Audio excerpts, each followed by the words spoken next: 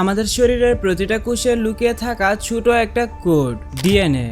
যদি বলা হয় শুধুমাত্র এই ডিএনএ ব্যবহার করে ভবিষ্যতে আস্ত একটা মানুষ বানিয়ে ফেলা সম্ভব, কি বিশ্বাস করবেন? আজকের ভিডিওতে আপনাদের জানাবো ডিএনএ থেকে মানুষ তৈরির রহস্য এবং বিজ্ঞানের এই অসাধ্য সাধন কতটা সম্ভব। দেখুন, ডিএনএ বা ডিঅক্সিরাইবোনিউক্লিক অ্যাসিড হলো আমাদের শরীরের নির্দেশিকা বই। এতে আমাদের উচ্চতা, চোখের রং থেকে শুরু করে সবকিছুই লেখা থাকে। বিজ্ঞানীদের ভাষায় এই প্রক্রিয়াটিকে বলা হয় ক্লোনিং বা সিনথেটিক বায়োলজি, যা মূলত তিনটি স্টেপে সম্পন্ন হয়: ডিএনএ সিকোয়েন্সিং, সিনথেটিক জিনোম এবং ভ্রূণ গঠন। ডিএনএ সিকোয়েন্সিং এ প্রথমে একটা মানুষের ডিএনএ থেকে সেই ব্লুপ্রিন্টটা ডিজিটাল ভাবে কপি বা রিড করা হয়। এরপর সিনথেটিক জিনোম বা দ্বিতীয় স্টেপে বিজ্ঞানীরা ল্যাবে কৃত্রিম ভাবে সেই ডিএনএ তৈরি করেন। এন্ড ফাইনালি ভ্রূণ গঠন।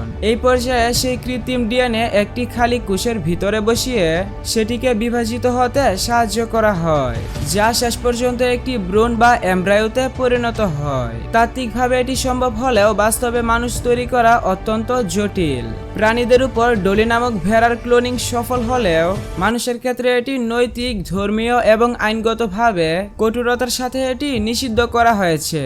এছাড়া ডিএনএ ঠিক থাকলেও একজন মানুষের স্মৃতি বা ব্যক্তিত্ব ল্যাবরেটরিতে তৈরি করা এখনো অসম্ভব। তাই বাস্তবে ডিএনএ থেকে মানুষ তৈরি করা সায়েন্স ফিকশন বা গবেষণাগারের পরীক্ষার মধ্যে এটি সীমাবদ্ধ।